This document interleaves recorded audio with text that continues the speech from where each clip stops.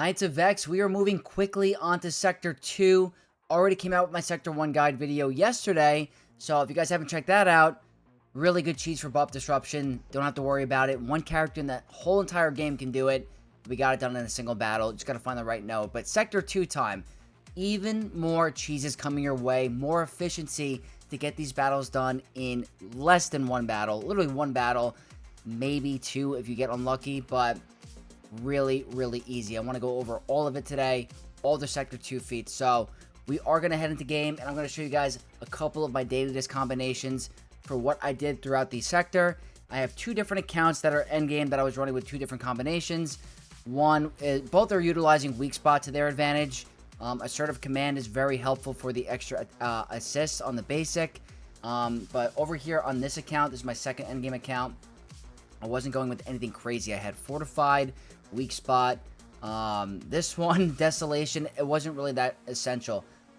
For the first cheese I want to talk about, you got to remove desolation because your Asajj Ventress is going to be doing way too much damage because she's not considered an attacker. She's a support character, so she's getting endless ramping offense, and you don't want that to happen for this particular battle. So, the first one I want to talk about is going to be 50 stun and 60 stealth in a single battle. Not full auto because you're going to see do a little bit too much damage with certain abilities, but it's literally a one and done. You just need certain data disk, and it's not the ones we're showing here. I'm going to show you as we get to the video. This is the data disk I was using for the majority of the feats. This one particular cheese in the beginning was the one I'm going to show you in the beginning of the video. Very different. So, let's get right into it. We're going to have so much fun showing this because what are we all about? Cheese and efficiency. So, as you're going to see here, this is the video format. I was running a volatile accelerator, which is essential. Unstable decelerator, which is honestly very helpful, not essential. It just helps you get the stuns a little bit faster. And assertive command, or it was nice to get the character that we're facing not to get turn meter. And assertive command is very helpful for the extra stuns. Is what I meant to say. Get confused with those data disks, but it's all about one particular node and making sure you have volatile accelerator. That is everything. So what you have to do is you got to find a node with crew. That's the most important part. So if you can find a node with crew, right here, I found it on the very first node of Sector 2 on both my accounts. I don't know if that's just really good RNG or whatnot. Find a Kylo Ren unmasked node, most likely going to be Huxley. This is what's going to help you get it done. And I was able to pull this off without using any Conquest legendary characters to my knowledge, unless you consider Wat Tambor a very exclusive character. He needs to be at 4-star. It's not that hard. So it's a Separatist team, a full Separatist team with no trench. So over here, I'm spending a lot of energy so I can show you guys this, but this is the team. Newt Gunray lead, Count Dooku, Geobrood Alpha, Wat Tambor, and Asajj Ventress. I did not include Trench. He does too much damage, and the shocks kill them way too fast. Asajj is a Separatist, doesn't deal too much damage unless she has a certain data disk, and she's going to be gaining stealth because Count Dooku on a basic has a stun. On his second special, he has an AoE stealth for his entire Separatist team that are not tanks, so it's very helpful. Wat Tambor is in there for the extra tank, for the extra techs, for survivability, and revives. You're going to see my stamina was a little bit low on these characters going into this battle, and I think Asajj, who's at Relic 5, ends up going down at one point, but I do bring her back because of Wat Tambor's revive. So I'm going to show you guys the exact gameplay right here. It's all about utilizing volatile accelerator to your advantage. So we're going to go on 1x speed or 2x speed very shortly, but I want to show you the opening play. So what I like to do is you put the weapon tech on Dooku. I do go for a shock in the beginning. That's the only time you're ever going to do it. As you can see, there's a ton of dots being applied on the field, and we actually lose Dooku in this battle. We lose Dooku, but he comes right back, as you're going to see. Over here, I'm trying to get rid of Hux and Sith Trooper as fast as I can because they deal a ton of damage. Now here, I get the revive. That's not going to happen every time. More than likely, if you have 100% stamina, your Dooku's going to live. So over here, Dooku, AoE stealth, nice and easy. Just going for basics. The volatile accelerator is melting them. And at this point, if you're not really worried about the stealth, you could technically do auto basic and just get the stealth, get the stuns done. But if you put it on full auto, if Dooku uses his middle ability with the shock, you're going to be doing too much damage. He cannot regain health if he has shock on him, and it defeats the whole purpose of the strategy. So what we're doing here is that Dooku on a basic is doing stuns. Asajj Ventress on a basic is doing stuns. Count Dooku's second special is an AoE stealth. So if you just do mostly basics with every other character, and on Dooku's turn he does the AoE Master Makashi ability and brings your whole team under stealth, you're going to get 2 feet stun in one battle. It does not complete full auto because of the middle ability shock. That's the biggest problem. But as you can see here, he's constantly healing to full health because of all the debuffs being applied. So that's why Volatile Accelerator is really essential for this strategy to work. But over there, it's a 5-character AoE stealth. Nice and easy. The Brood Alpha's spawn is there to just be a tank. And that's pretty much it. It's a very solid strategy. So you're going to see I'm going to fast forward till the end. It's full, very easy. You're never in danger. The hardest part is getting the opening play to work. And as you can see here, we have like 33 seconds left. And I ended up, you want to get the win on the battle so you can progress in Conquest. So what I ended up doing is I end up throwing it on full auto after this one stealth ability. I think it's right here. And once Dooku does his shock ability, he can no longer heal, and you're going to win the battle. So over there, there's the shock. As you can see, the healing is no longer in effect, so you're going to be able to take him out. And in 3, 2, 1, you're going to see it's only going to show stealth because I was able to get the stun done in a previous battle. I just didn't figure out the stealth strategy just in the previous battle. But I got the stuns done in the previous battle, but I messed up the stealth. In this particular battle, if I didn't complete the feat, it would be a 2-in-1 combo. So that's 2 feats done in one battle. Very solid option if you can find a crew node. Now, if you guys can't find a crew node, Phoenix with Zeb is one of your best options here. I went against a Empire node, typically one of the harder nodes to deal with. As you can see, they all have daze. Now, when we assist, and Zeb assists on a dazed enemy, they are all getting stunned. So this is a great way to utilize a very early game team that can really help you out with getting stuns and tenacity down, which is a global feat. Not that hard to achieve, but very, very nice to have. So I'm going to fast forward here. I get a bunch of stun in this battle. Not 50 in one battle, but it's trying to show different options for many different players. Now, this is another option, and very similar to the cheese in Sector 1 with the buff disruption. This is going to be a strategy for stealth. If you want another way of getting the stealth done in a single battle, it's the same concept, except you're doing different abilities. You can't do auto basic on this one. You have to do it manual. So, same strategy. You want to get down to a solo Droideka. When you're doing this, Stormtrooper Luke, on his second special, has an AoE stealth for all non-rebel tanks. So you're going to see here, the hardest part is getting the opening, to work. You want to make sure that you don't get, popped. You get to the solo Droideka. I got rid of, Grievous really, really fast. Weak spot is extremely helpful. But at this point, I know I'm in really, really good shape. So, I think he might take a single turn, or maybe I'll outspeed him here. Yeah, I go for a basic here. Go for a basic. I think, okay, he takes one turn, but we're fine. Now, at this point, the battle is exactly where I want it.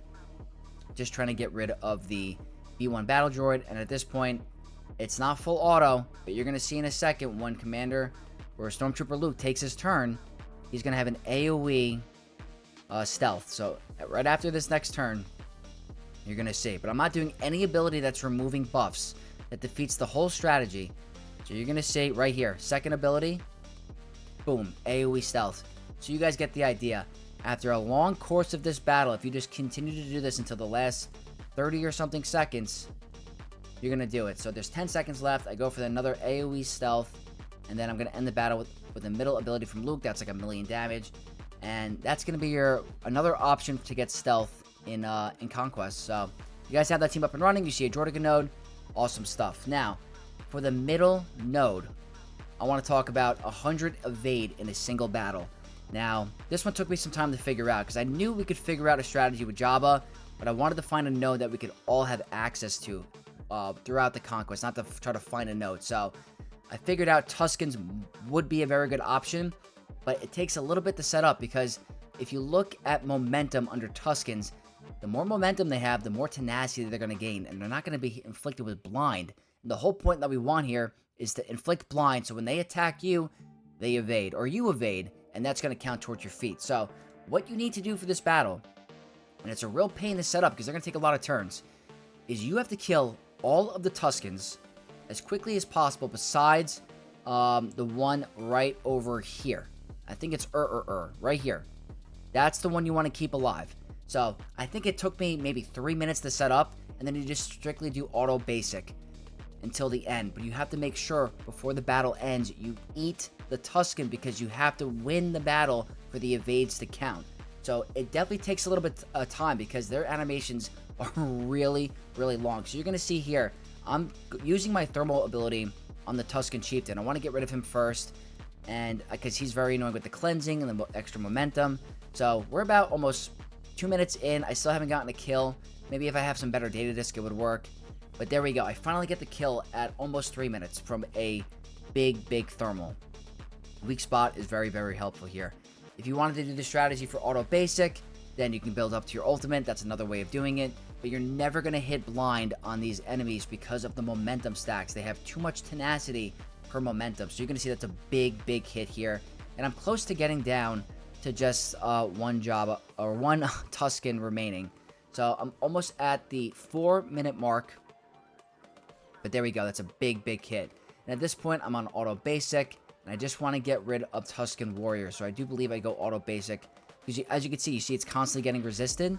That has to do a lot with that momentum. It's too much. So here, I go to eat Tusken Warrior. Now, it's a 1v1 with Yep. And as you can see, he's going to be having less and less momentum throughout the battle because he doesn't have his Tusken allies. You're going to see, once he goes back to 7, 9, at one point, he's going to have 0. You're going to see. Might take like a couple seconds, but we're starting to land our blind. Now he's at the 6. The less stacks of momentum, the better it is. Now here we go. Now he's at 1. At this point, you're going to be landing blind all the time. And every time he attacks, it's an evade. So dodge. Obviously, there's going to be some resisting every now and then. If you wanted to add some potency on your Jabba, you could. But this is all about efficiency. Yes, it takes a little bit of time to set up. But now I don't have to worry about this feat for the rest of the sector, and I can worry about some of my other global feats, or maybe use some teams that require less of a headache. So this is a great way to save you a very grindy long Sector 2 and getting it done in a single battle. So I'm a big fan of this strategy. I'm going to fast forward all the way till the end. You're not going to see it in this battle because I did do it previously with a different strategy and leaving it down to just, I think, Tusken Raider, and he was still gaining way too much momentum. So I figured out that leaving for last is by far the best Tusken to do this strategy with, and you just got to go all the way till the end. I think I eat him, I think a little bit quicker than, yeah, eat him around the 30-second mark. You're not going to see the 100 evade in this one battle because I got it in the previous one, but this one's way more efficient, so I wanted to include that. Now, next thing we got to talk about, 4-LOM and Zuckuss. Yes, I have them at relics on this account. I have them on relics on every account, so I cannot show the strategy with low gear, low relic, but it's the same concept. They're never going to get touched. As long as you have the right data disk on your Maul, Canderous, and Watt combo, you're going to be fine. So those two characters don't even take a turn, and they don't take any damage. So over here, I'm facing an Inquisitor node. One of the tougher ones throughout the Conquest. They're very annoying. So what I end up doing is, same concept. You put the weapon tech on either Canderous and Maul. I think I was answering a text message here. That's why it was taking so long. But here, weapon tech on Maul. Canderous going to get bonus turn meter. He gets counterattacked once. But over here, you're going to see Maul's going to pop off all this extra damage. Go for 7th Sister because she can gain turn meter. Look how much damage we're doing. So, 4-LOM and Zuckuss, no matter what, they could be level 1, gear 1. They're not touched that entire battle. So, it doesn't matter. The Maul combination is amazing. Now, moving on to the mini-boss node. Against the Tuskens. Going back to the Tuskens. We have to win with Stormtrooper Luke surviving. The Maul Canderous cheese is not going to work here because we gain too much turn meter, and that team is very counter turn meter, so it's not going to work. So I had to figure out a different strategy. My mentality was, let's go with Sith Empire, try to land as many debuffs as possible, get the death mark on Tusken Chieftain, and go with HK-47 because he's typically a squishy character. So you have to make sure that the weakest character on your team is not Stormtrooper Luke. So even if you have to get rid of HK-47 to go with a weaker character, they're going to get that little marked ability from the event special that you're going to see. But you don't want Stormtrooper Luke to be the weakest because he's going to get that little mark mechanic. But Darth Revan works really great here. I have him at 350 speed. So that was enough for me to be able to outspeed Tusken Chieftain. So over here, I'm able to outspeed. I'm going to look at the turn order on the right, and it's just enough to get it done. He's going to take a quick turn. He's at 15 momentum stacks. Right now, they're targeting Malik because he hit, the enemy team had fear. So this is awesome stuff. I go for a basic. I try to get a kill. Nothing. The shock is nice here because Malik is taunting. Go for a warrior. They're obviously targeting HK-47, but that's the one turn where they could possibly target your Luke. But if you have the right data disk, this is really good strategy for you. Darth Revan was at 350 speed, in case you're wondering.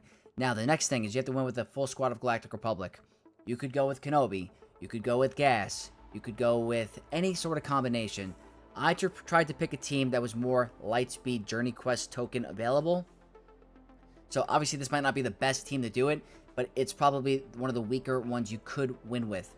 Like I said, if you have General Skywalker 501st, going to be fine. If you have Queen Amidala, really easy. If you have Jedi Master Kenobi, literally auto. So, just showcasing different strategies for you guys. Keller and Beck can work, and it also helps you build towards your Foresight feat. So, I go for the Chieftain first, go for Warrior, and you just practically try to gun them down, gaining a lot of Foresight, all available through the Journey Quest tokens besides General Kenobi, who you should be working on in the Guild Event Store. So that's full squad of Galactic Republic. Now, the final boss node. Not everyone's going to have Spider Maul.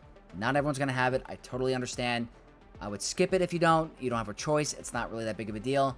If you do have him, this team is a breeze. You just use Stranger, Starkiller, Visas, Barriss with Maul, and just gun them down. Obviously, they can do a lot of damage because Padme's protection up with Courage is kind of annoying, but it's really not challenging. And don't worry if you don't have Spider Maul. He's not needed to get red or gold crate on this Conquest. So, they just make this very easy mode. It's really not challenging. So, just wanted to showcase this. I know it's like a lot of players that have Spider Maul are not going to need help with this. I mean, it's actually really easy. So, that's it. Just use a regular Stranger team. If you don't have Stranger, slot him into like a Seer Malicos team or any sort of Galactic Legend, and you're going to be fine. Now, we have to win with no attackers on our squad. I thought perfect. All right, let's try Traya with Malik and Basileus Fallen, Scion, Nihilus, Traya. None of them are attackers.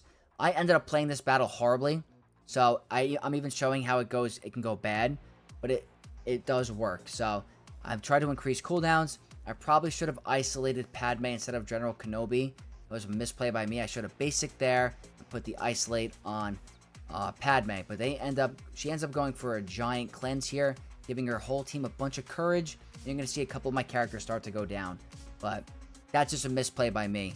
This strategy is going to work fine. So we lose 2 characters.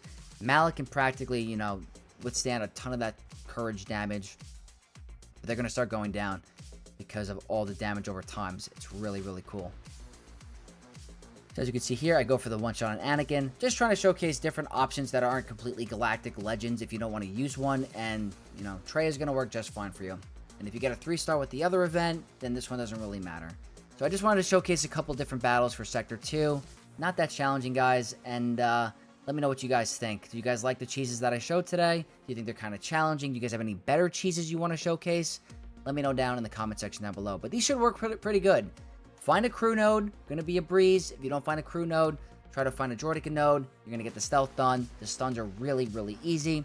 And not a bad Sector 2. So again, guys, if you guys did enjoy this video, share it with your guilds. Leave a like, comment down below, and subscribe to the channel to support your boy Vex. On the road to 10,000 subscribers, guys. So may the force be with you all, and I'll catch you in the next one. Peace.